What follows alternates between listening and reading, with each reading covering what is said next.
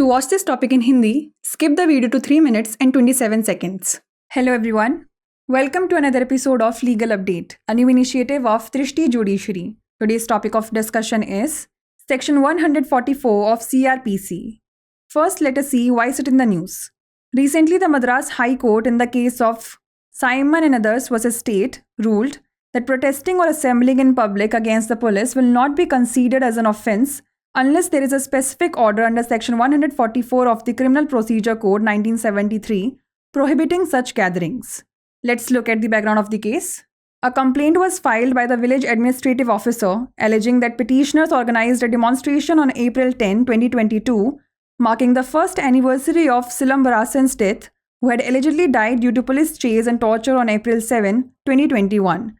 The petitioners were accused of continuously demonstrating in front of a statue with a small group of people. Subsequently, the police registered a case against the petitioner under the Indian Penal Code. In response, the petitioner filed a criminal petition before the Madras High Court seeking the quashing of the FIR. The High Court granted the petition, thereby nullifying the FIR against the petitioners. The court's observations were as follows. Justice M. Dhandapani noted that during the relevant period, there was no prohibition against the general public assembling in a specific area. In the absence of a prohibitory order under Section 144 of the CRPC, assembling a small group of people in front of the statue and conducting a demonstration against the police wouldn't constitute an offence. Let's know more about Section 144 of the Code of Criminal Procedure. Section 144 of the CRPC grants magistrates in India the authority to issue orders in urgent situations involving nuisance or anticipated danger. This section empowers magistrates to prohibit gatherings of 4 or more people in specific areas. The purpose of Section 144 is to maintain peace and order in areas where there is a risk of disruption to normal life. It aims to prevent obstruction, annoyance, or harm to individuals as well as dangers to life, health, or safety. Essential elements of Section 144 include restrictions on the handling or transportation of weapons, closure of educational institutions, prohibition of public meetings or rallies, punishment for obstructing law enforcement agencies, and the authority to block internet access in the region. Orders under Section 144 typically have a duration of up to 2 months, although this can be extended by the state government for an additional 2 months with a maximum validity of 6 months. Once the situation normalizes, authorities may withdraw the Section 144 order. Let's now discuss a case law related to it. Madhu Limai was a sub-divisional magistrate. The Supreme Court upheld the constitutionality of Section 144 of the CRPC. The court said that law may be abused is no reason to strike it down. Additionally, it determined that the limitations imposed by this section do not infringe upon the fundamental right to freedom of speech and expression. Before we wrap up, here's a question for you. Which authority has the discretion to extend the validity of a Section 144 order for an additional 2 months beyond the initial 2-month period? District Magistrate, High Court, State Government, or Central Government? Send the answer to this question in the comment section. Like, share and subscribe for more such content. नमस्कार, दृष्टि judiciary की नई पहल legal update programme में आपका स्वागत है। आज हमारी चर्चा का विषय है सीआरपीसी की धारा 144। सबसे पहले जान लेते हैं यह चर्चा में क्यों है। हाल ही में मद्रास उच्च न्यायालय ने साइमन और अन्य बनाम राज्य के मामले में फैसला सुनाया कि पुलिस के खिलाफ सार्वजनिक रूप से विरोध करना या इकट्ठा होना अपराध नहीं माना जाएगा जब तक कि आपराधिक प्रक्रिया संहिता 1973 की धारा 144 के तहत कोई विशिष्ट आदेश ना हो। आइए जान लेते हैं मामले की पृष्ठभूमि।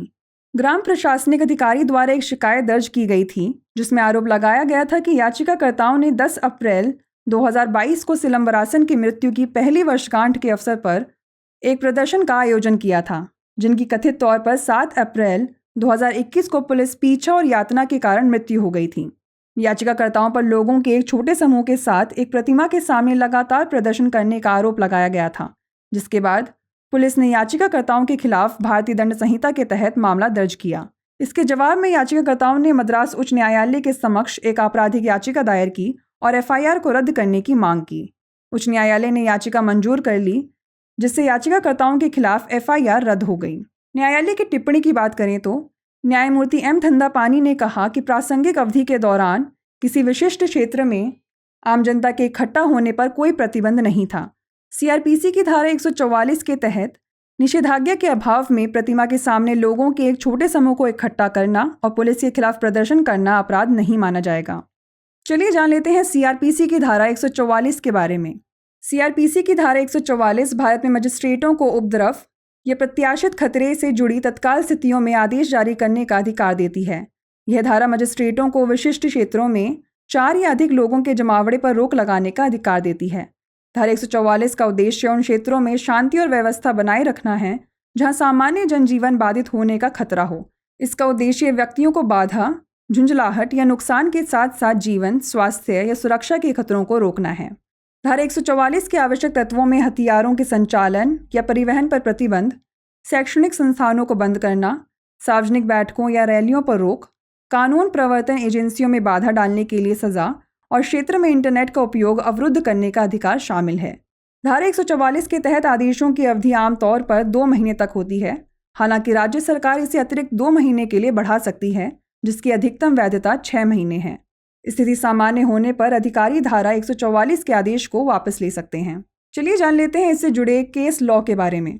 मधु लिमिये बनाम sub divisional magistrate. Supreme court ने सीआरपीसी की धारा 144 की संवैधानिकता को बरकरार रखा। न्यायालय ने कहा कि कानून का दुरुपयोग किया जा सकता है, इसे रद्द करने का कोई कारण नहीं है। इसके अतिरिक्त यह निर्धारित किया गया कि इस धारा द्वारा लगाई गई सीमाएं भाषण और अभिव्यक्ति की स्वतंत्रता के मौलिक अधिकार का उल्लंघन नहीं करती है। आइए नोट कर लेते हैं अभ्यास प्रश्न। किस प्राधिकारी के पास धारा 144 के आदेश की वैधता को प्रारंभिक 2 महीने की अवधि से अतिरिक्त 2 महीने के लिए बढ़ाने का अधिकार है? जिला मजिस्ट्रेट, उच्च न्यायालय, राज्य सरकार या केंद्र सरकार? इसका उत्तर हमें कमेंट सेक्शन में ज़रूर भेजिएगा। ऐसी और वीडियोस देखने के लिए लाइक, शेयर और सब्सक्राइब करना ना भूलें। धन्यवाद।